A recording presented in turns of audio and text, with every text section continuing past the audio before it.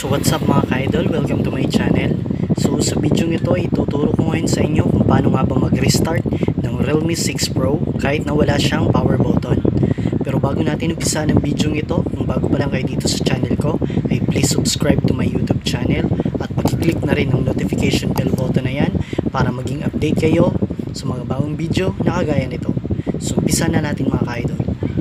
So yung Realme 6 Pro nga mga ka-idol ay wala nga siyang power button.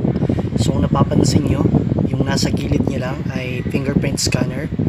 So gagawin natin mga ka-idol kung paano natin siya ma-restart ay ganito lang, napakadali. Ipipress lang natin yung fingerprint scanner niya dito sa gilid. Press lang natin siya. So yan. So yan, napansin nyo mga ka-idol, lumabas na yung restart, tapos power off. So gagawin natin mga ka-idol ay isa-swipe lang natin to pataas dun sa may restart. Yan. So yan, swipe lang natin. So kung napansin nyo mga ka-idol, yan, nag-restart na siya. So hintayin lang natin siya.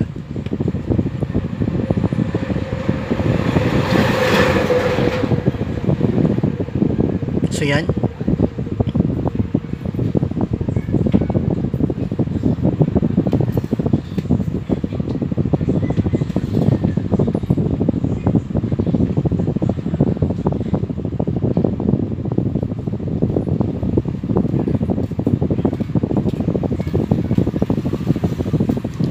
Realme.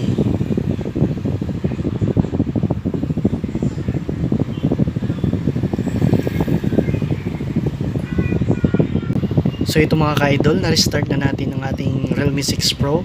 So dahil nga naka-register dito ang ating fingerprint, so ngayon gagamitan natin siya ng pin code para ma-open natin.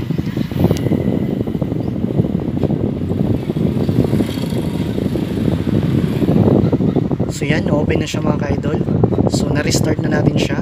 So ganun lang mga ka-idol kadali kung paano mag-restart ng Realme 6 Pro kahit na wala siyang power button. So sana nagustuhan nyo ang video natin ngayon. So kung nagustuhan nyo to, please like and share at comment kayo sa baba kung ano masasabi nyo sa video natin ngayon. At hanggang sa susunod kong video, kita kits!